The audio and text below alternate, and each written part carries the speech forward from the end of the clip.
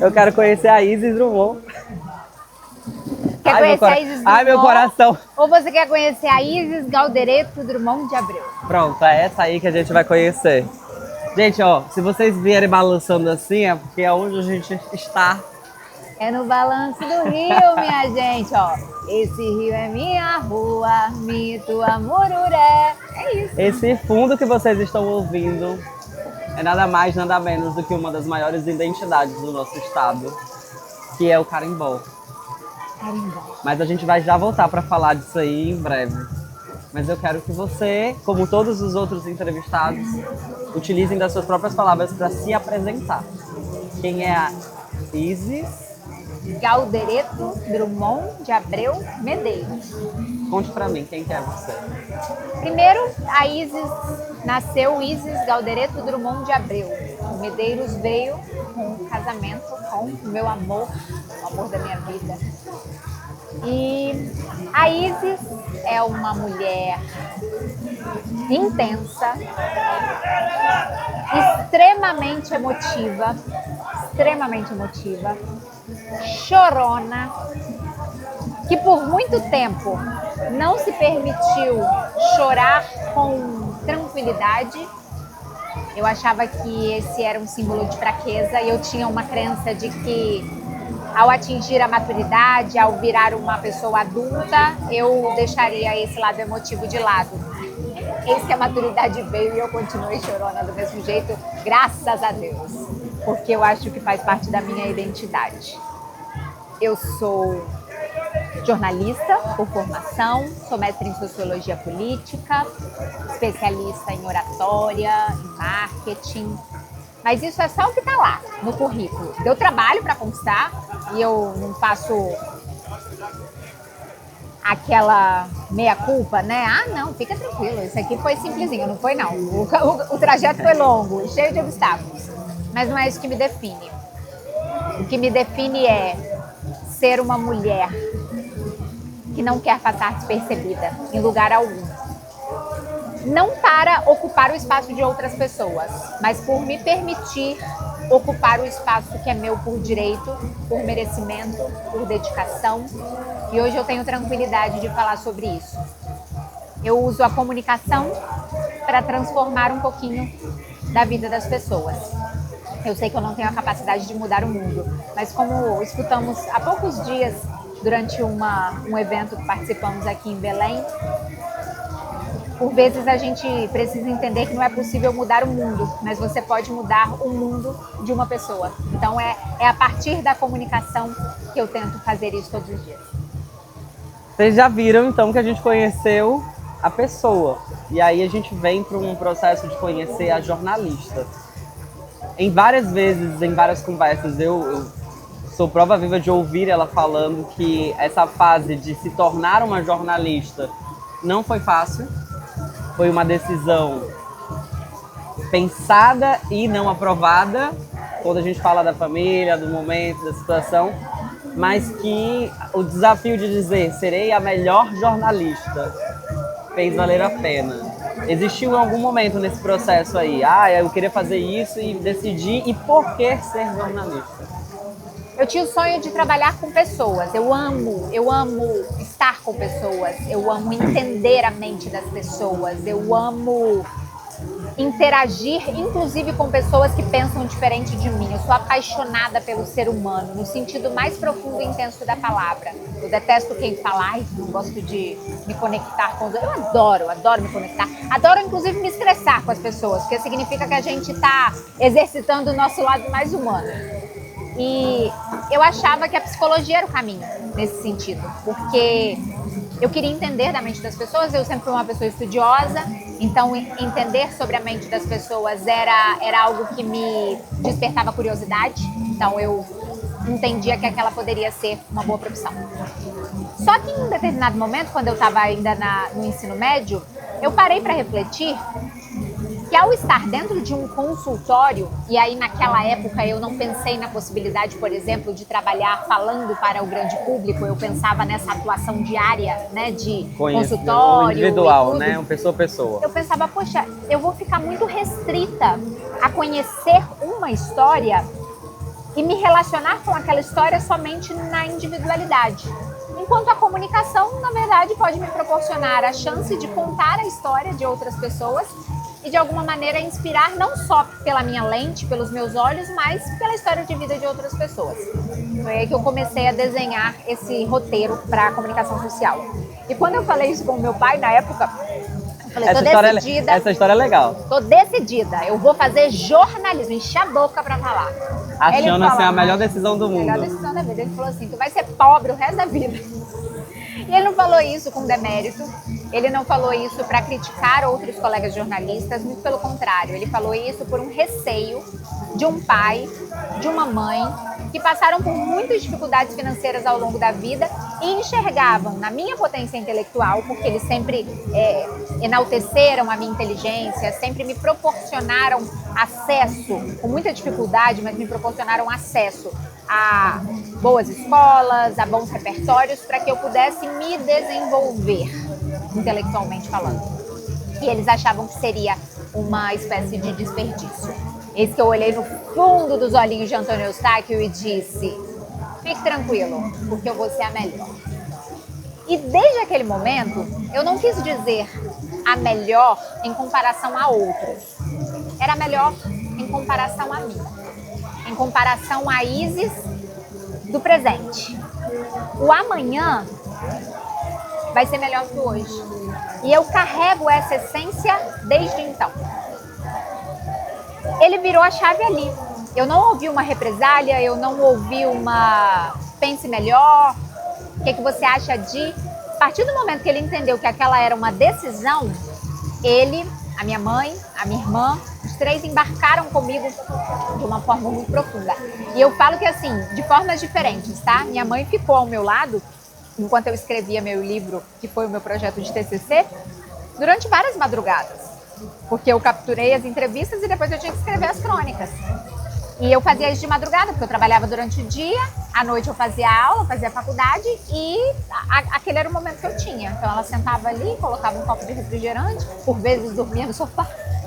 E eu tava lá escrevendo. Ela perguntava, eu dormi? Eu falei, não, mãe, que é isso? Então, de alguma forma, eu enxerguei nessa entrega... Amigo, a gente tá gravando. Então, de alguma forma, eu enxerguei nessa entrega deles, nessa entrega de intensidade, de propósito, a crença que eu precisava para seguir em frente. E ali eu continuei. E eu sempre fui uma pessoa muito curiosa, tá? Eu não tenho vergonha nem problemas em admitir que eu sou limitada em alguma coisa. Sim. E eu chego e falo assim, olha, eu não sei fazer isso, mas eu sou ótima em aprender. Tu me ensina? E eu faço isso o tempo todo, sem pudor e sem vergonha, porque se eu tiver na mente que agora eu sei tudo que eu preciso saber para o resto da minha vida, você concorda comigo que não existe sentido em permanecer viva? Porque o que vai fazer para amanhã se eu já sei de tudo? Qual é a meta? Tudo, se eu já sei tudo, se eu já tenho tudo, se eu já... Não, então assim, a gente sempre tem o que aprender. Sim.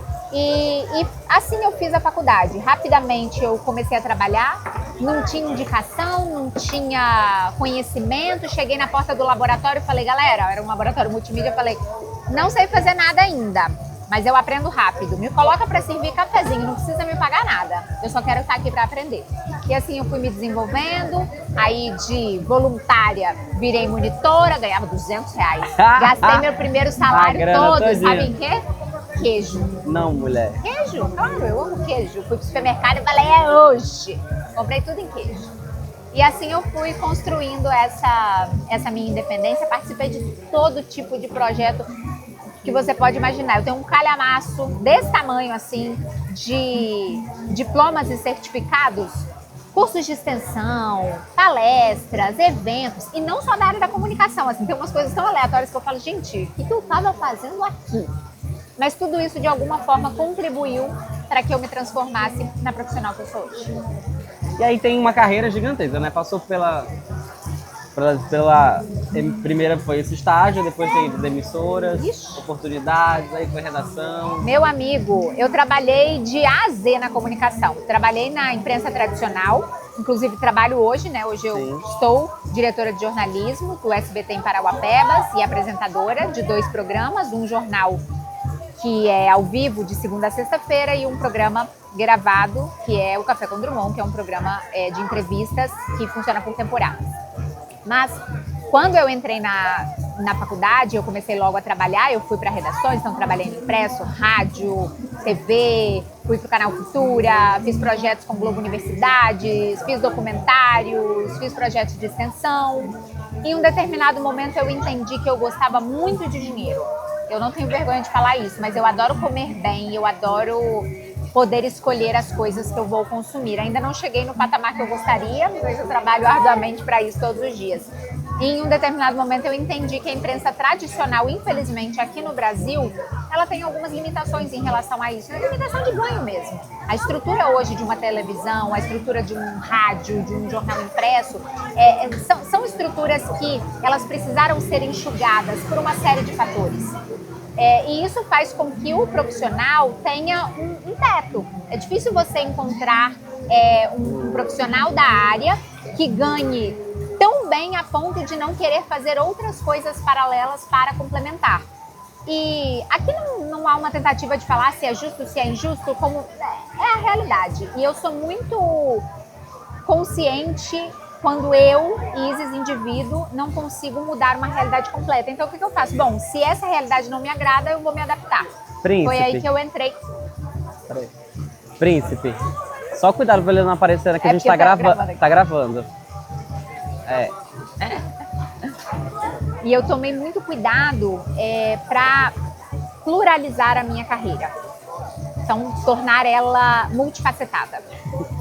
Como que eu fiz isso? Comecei a estudar marketing, comecei a estudar comunicação institucional, empresarial, para que eu pudesse ter opções. Então, a Isis ama a imprensa tradicional, mas ela, por que não pode trabalhar com outras áreas?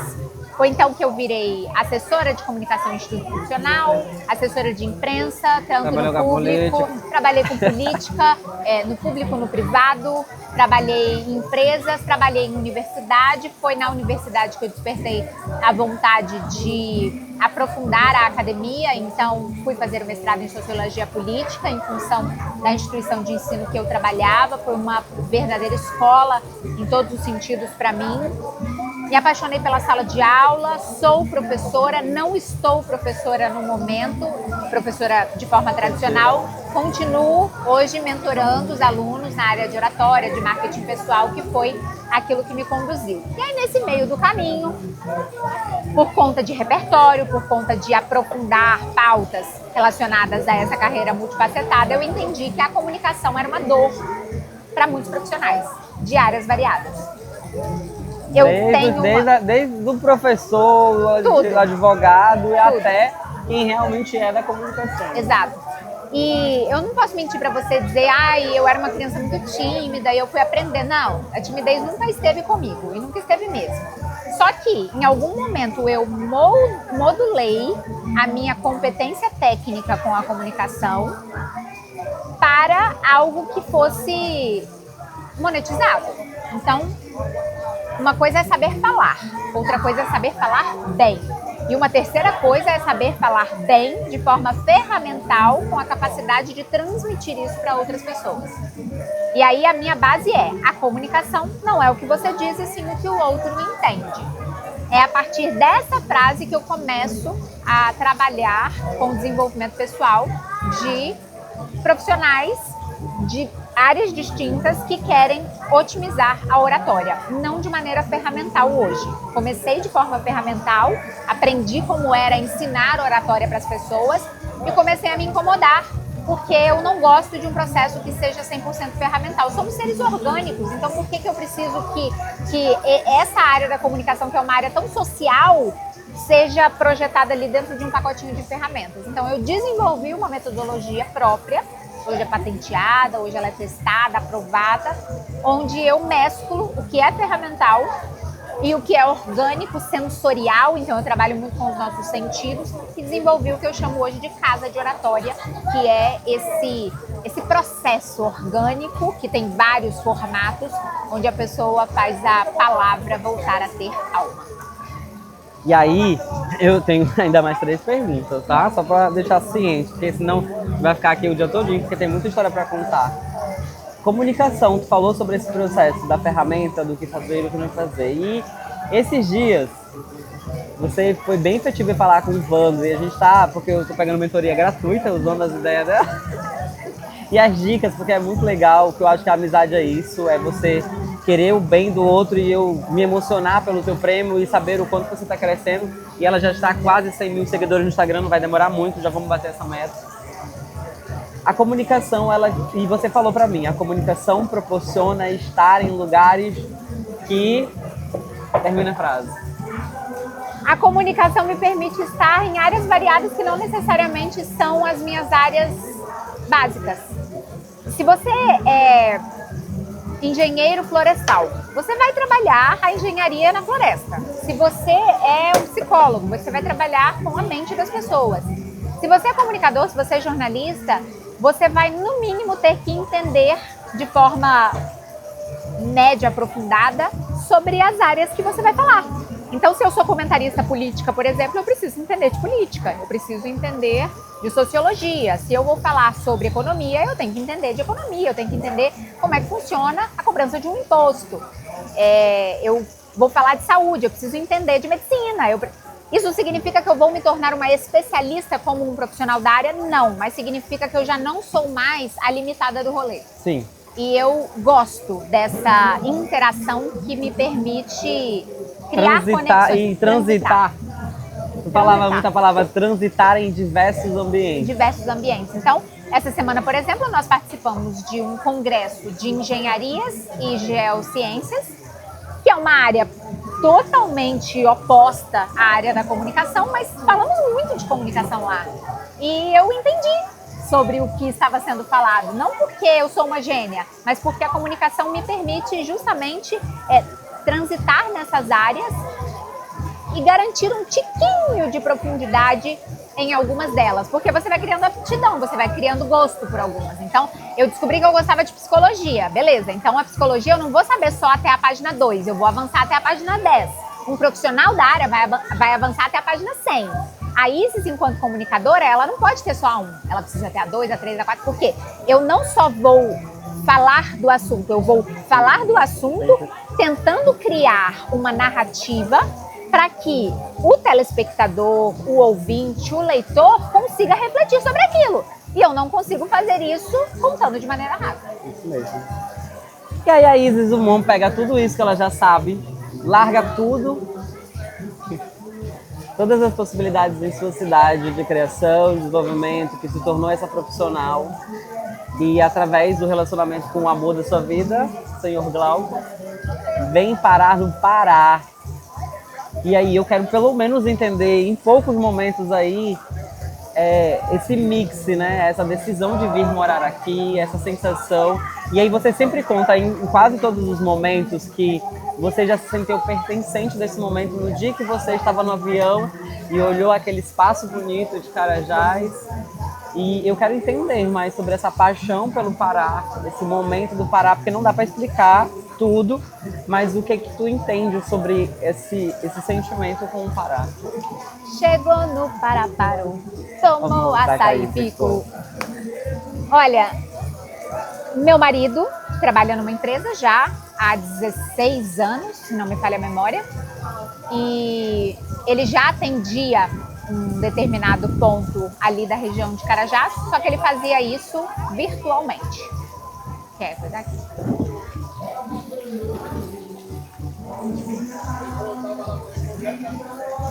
Meu marido já atendia a região de Carajás, só que virtualmente. Chegou uma hora que o projeto que ele fazia parte naquele momento precisava ser colocado na tomada. E aí existiam duas possibilidades. A primeira delas era ele ficar nesse vai e volta, tipo, passa 2, 3 semanas lá em Carajás e depois voltaria para Vitória, que é onde nós morávamos, né, na cidade da Serra. E eu falei, não. A gente vai até na padaria de mão dada, assim, e não é por uma questão de controle um do outro, é porque a gente tem uma sintonia. É uma parceria de acordo de casamento. então eu não gosto de estar sozinha. Eu gosto da minha companhia, mas eu não gosto de estar sozinha. Eu gosto de estar com ele. Eu casei porque eu amo a companhia do meu marido e não tem essa de, vou ter uma folga do marido. Não tem. Eu gosto de estar com ele. Se eu pudesse passar 24 horas grudando com ele, eu passava 24 horas. E eu só tinha ouvido falar do Pará. Nunca tinha estado aqui. E o recorte que a gente escuta lá no Sudeste é muito ruim, né? Muito negativo. Então, quando foi levantada essa possibilidade, todo mundo falava, meu Deus, você vai para o fim do mundo. Para o meio do mato? Não. E eu não sei porquê, nem te explicar como e de que maneira, mas eu sabia que eu precisava estar aqui. Eu não sabia se seria longo prazo, não sabia se eu gostaria, mas eu estava disposta. E eu pilhei ele, eu falei, vamos. Mas não é assim, ir para ficar X, vamos para fazer a vida. E viemos. Metade de 2022. A gente pegou um voo para Marabá. Para quem não está familiarizado com a área, pegar um voo para Marabá é muito mais barato do que para Carajás. E a gente, quando estava prestes a pousar, o avião o comandante já tinha dado o aviso de que estávamos na descida. Eu comecei a olhar pela janela e meu coração acelerou muito. Estava um dia bonito, ensolarado, tradicional do nosso Pará, um dia bem ensolarado. Nem tem sol pra e era cada no meio do verão, gente. né? Era junho, então era no meio do verão amazônico. E aí, de repente, o avião foi fazendo aquela curvatura, assim, sabe? Quando a asa fica lateralizada. E me bateu uma emoção muito forte. Eu senti vontade de chorar. E eu olhei pro Glaucon, ele olhou pra mim e quase que juntos nós falamos, vai dar certo. E ele falou assim pra mim, nós vamos ser muito felizes aqui. Quando ele terminou a frase, que o avião tava fazendo isso, o sol, entrou uma fresta de sol, assim, bateu no meu braço e no braço dele, como se fosse um ponto de luz. Eu comecei a chorar copiosamente. Eu me emociono porque foi como uma resposta de Deus, sabe? Foi como... Eu acredito muito em Deus. E a sensação que eu tive ao descer daquele avião, sem entender muito o que estava acontecendo, porque eu estava emocionada, mas eu não sabia explicar o porquê. Eu nunca tinha estado aqui, então eu não tinha palavras para descrever, para explicar como seria.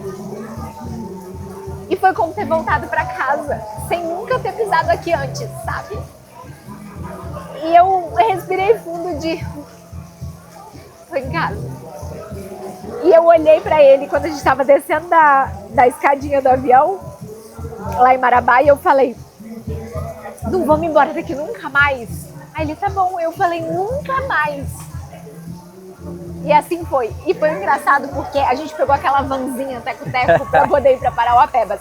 E a estrada estava muito ruim naquela época, porque tinha terminado o período de chuvas e eles ainda não tinham consertado, né? Então tinha muito buraco. O trajeto de 160 quilômetros, que normalmente se faz em 3 horas, nós gastamos quase 8 horas para fazer naquela vanzinha.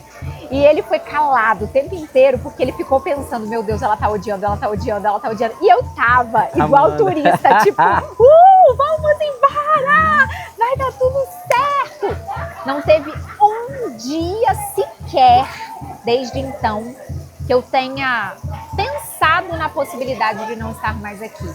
E ele me perguntou, muitas vezes, inclusive, porque ele tinha um receio muito grande de eu não me adaptar. E aqui somos eu e ele. Não tem outra pessoa, não temos familiares próximos. Hoje temos amigos. Hoje temos irmãos, hoje temos pessoas que nos acolheram, nos abraçaram. E é isso, essa música, essa cultura, esse paraencismo, essa raiz, essa identidade que me permitiu ser eu. E assim eu floresci. Floresci enquanto profissional, floresci enquanto mulher, floresci enquanto amiga e entendi que aqui sempre foi o meu lugar. Só teve um erro de cálculo da cegonha. E ela tá se reconstituindo, vai, né, vou trazer o título do Pará mesmo, que Belém ela já tem. E para finalizar, eu vou fazer sim aquela pergunta. E a ideia é, eu quero que você mande um recado para Isis. A Isis, 10 anos na frente. O que é que tu quer falar para ela? O que tu quer brigar com ela? O que tu quer torcer para que ela tenha feito ou não tenha feito? Eu preciso saber qual que é o recado que a Isis vai fazer para a Isis daqui a 10 anos. Porque em 10 anos eu acho que a Isis ela mudou muitas coisas na vida dela. Isis, você já leu um livro? Até 2025 você já deve ter lido essa obra pelo menos umas 10 vezes. E eu acredito que aí, no ano que você está me escutando agora, você já deve ter lido mais algumas outras pelo menos. O livro se chama Alma e Moral, foi escrito por um rabino. E esse livro é muito profundo porque ele fala da relação do homem com o corpo e com a alma. Na teoria, o nosso corpo é programado para fazer o que é certo e a alma é programada para fazer o que é bom. Nem sempre o que é bom é certo, o que é certo é bom, e a gente fica nessa mistura.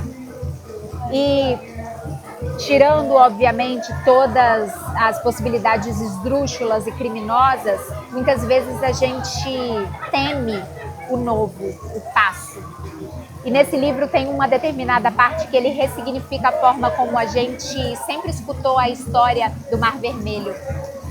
Eu não sei você, mas quando eu escutei a primeira vez essa história bíblica, eu escutei que houve uma promessa de que o mar se abriria para o povo passar. O povo chegou em frente ao mar, o mar se abriu, o povo passou e todos foram felizes para sempre. Mas não foi assim. Na verdade a promessa foi declarada. O mar estava revolto e continuou revolto. E a promessa estava lá.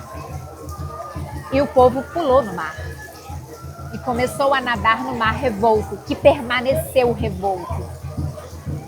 E muitos deles nadaram até quase o último sopro de vida, porque a promessa estava lá. E como essa chuva que cai aqui agora, primeiro eles deram um passo e depois Deus se encarregou de abrir o mar.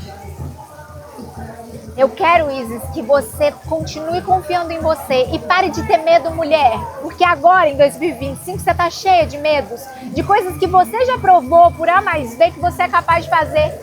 E eu tenho certeza que existe ainda algum medinho aí do outro lado, que você possa ser forte o suficiente para entender a beleza da bênção dessa água que cai do céu, porque o mar se abre quando a gente decide acreditar na promessa.